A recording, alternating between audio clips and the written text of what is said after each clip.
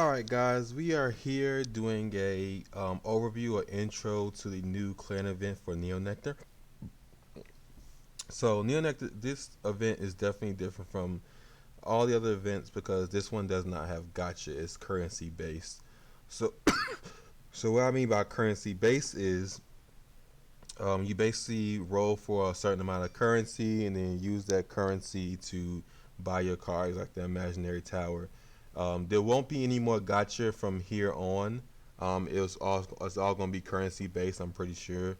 I think the other dual clan might be gotcha, but this one right here, just these single clans are currency based.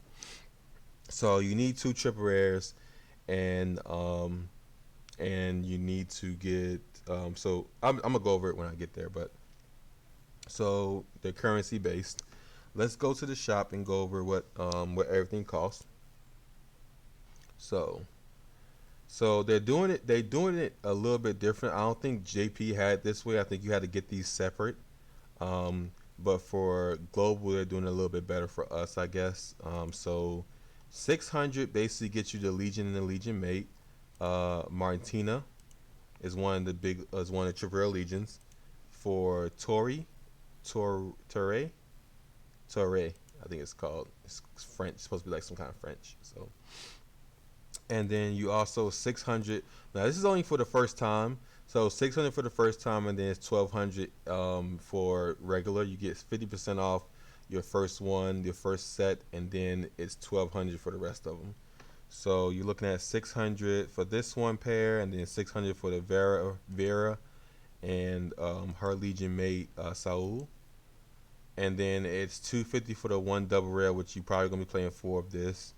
You won't be playing this, but it's 150 for the rare vanilla Legion.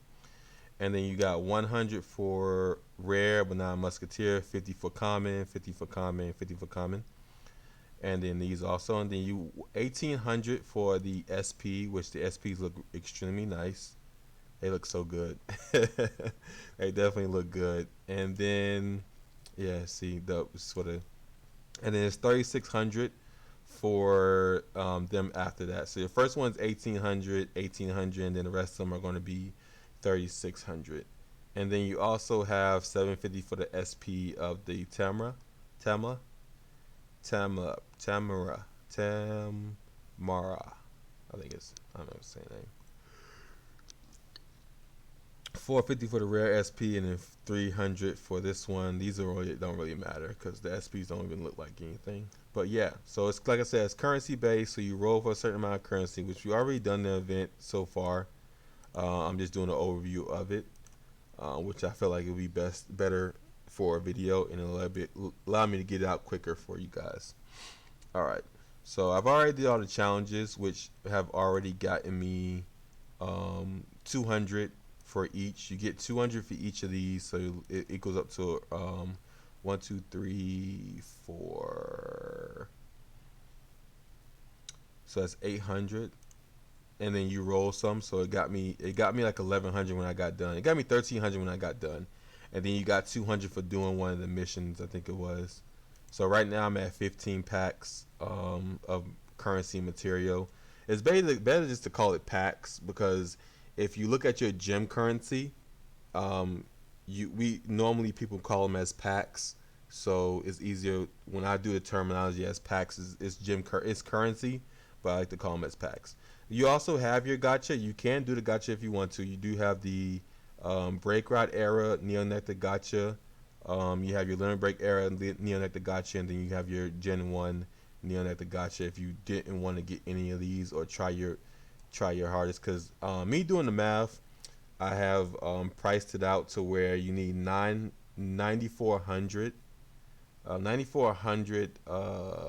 currency material. So basically 94 packs or whatever, 9400 currency material, which is gonna come out to 2800, no, 2080 tickets. These right here, these Nectar tickets, which is going to cost you, let me make sure I got the math right, which is going to cost you 108 packs in gems to be able to get all your triple rares and your double rares for the clan event and to be able to build a deck. So to be honest, that's not bad to me if I think about it, because just going through your 15 days, the whole just going through the whole season, you get at least 4,200. So that's 42 packs, and for free to be able to do it. So you really only need to do is price out like 66, and then you also just doing a challenge, you get almost 1,500, 1,600. So to really, you only need to use 50 packs of your gems to be able to finish all your triple rares for the clan event. Which I'm trying to see what else they give you. They don't give you much else. You also get triple rare materials to be able to just craft one if you need to. If you don't, because the Legion mates for the triple rare, you're still gonna just play 3 and 3. So you really don't need the set if you don't want it. And then they also have the coins where you use your coins to buy. You have a second round to get but Sarah isn't going to be available until next month in the V coupon medals. So keep that in mind because he does play Link Joker. Um, and then you also have your 3 packs, which most people are probably gonna go for the 3 packs to get ready for set 20, or if you skip it, going for set 21 or whatever. So I mean, I really think that the clan event is a lot better currency based than gotcha based, because gotcha is all about luck, and I really hate luck based things. I want to be able to do the math, price out what I need to do to get it, and to get what I want. Gotcha, you know what you're putting in, but you don't know what you're getting out. With currency base, you know what you're putting in and you know what you're getting out. Everything's priced out. You know what you're going to get. Compared to if you say that you do have to get lucky when you roll these, but I mean, the range of the base that you're going to get. You're going to get either from 250 to 350 to 400. So I mean, in between those lines, you still get enough to do what you need to do. I think I've rolled for Murakumo, and I even used the extra 50 packs on it, and still was only able to get 3 triple rares. So that was kind of lame, and unfortunate, because Murakumo was one of my favorite clans, and I wanted to be able to play that reverse unit, but I wasn't able to. But if it was currency based, I would have been able to know how much I have to put in it to get what I want. So let's go over the cards. They have some really good cards in this thing. It's mostly just right now. Neo Nectar isn't really doing anything but gold paladin things, but not as good until G. When G comes out, they do bloom things for big columns, maybe a little bit of multi attack. So I mean, just bear with Neo Nectar right now. But I love Musketeers, so I want to play Musketeers as much as possible. All right, so no new starter. We do have the Tamra. The Tamra is one of the 4 you want to play. Her skill is on rear guard when placed. Counterblast 1. Choose one of your rear guards and look at the top 4 cards of your deck and call a unit with the same name as that unit. So pretty good. You definitely want to play for her because honestly there's no other better options to play. So I mean, you take out the self damagers to play for her, and then you play one self damager, or you can just play the 10k attacker, whichever is easier. You're gonna be pumping out intercepts like crazy, so you really don't need a 10k attacker. But you never know how players' preference is. And then we also have the Hollyhock Knight. Only on rear guard during your turn. If you are in Legion, plus 2k for every rear guard with the same name as your Vanguard. So just some bloom shenanigans for big power, starting off right there. And then you have the Sour Slicer. He's basically 1k for each Sour Slicer on rear guard, more bloom things. And then you have your Evere. When this unit boosts the Vanguard if you are in Legion, plus 4k. I mean, these cards you really don't want to play. A whole bunch of power. This meta is all about paladins, and paladins have no problem getting intercepts out. So big powers doesn't really do anything. And this deck doesn't retire intercepts or ignore intercepts or get past intercepts, and there's no multi attack. So you just have to just put intercepts on the board and keep swinging at your opponent. Elvira was a different kind of breed of a deck where you was able to damage deny your opponent, limit break deny your opponent during break rot era, so that's why it was okay to play. but this one is just a little bit different. You still want to play your uh, your limit break PGs because they're musketeer names. So yeah. All right, so let's go to the grade twos. The grade twos we have our Legion mate to Vera, which is Salu. Salu is on rear guard when it attacks a Vanguard during your turn. If you are in Legion, put three Musketeers without triggers from your drop zone at the bottom of your deck and then draw a card. So, you know, I mean, you get some plussing going. You're also calling intercepts from decks, so that's pretty nice. It would have been better if he was able just to call a card when he attacks. He would probably be a tripper at that point, but, you know, draw a card is nice. It's okay. And then you also have your Tori. I don't know how to say her name. This is the Legion mate for Martina. On rear guard, when placed, if you are in Legion, retire one of your other Musketeers, and then look at the top four cards of your deck and call it a card. So they basically just do what these guys do. Well, this guy right here, the Lily of the Valley, but without counterblast. So you know, what I mean, you don't have to worry about counterblasting.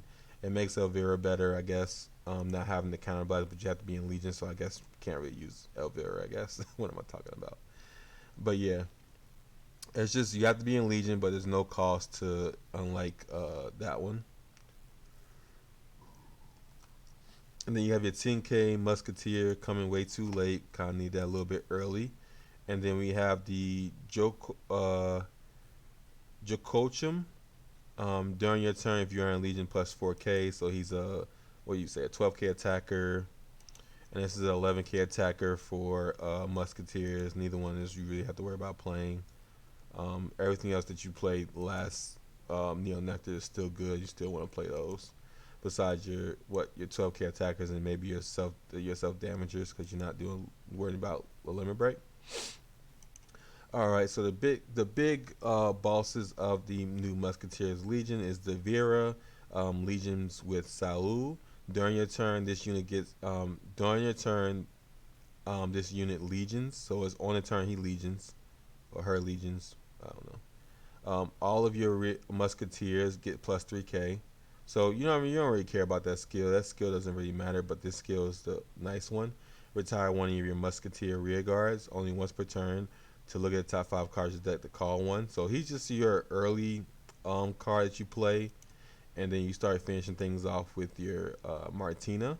And Martina's skill, legions with Tori, and her skill is once per turn. If you are in Legion, counterblast 1, and put 5 Musketeers without triggers from the drop zone at the bottom of your deck, and look at the top 4 cards of your deck to call 2 Musketeers. So this is consistent intercepts, and then it has the basic Legion skill to get plus 3K when it attacks the Vanguard.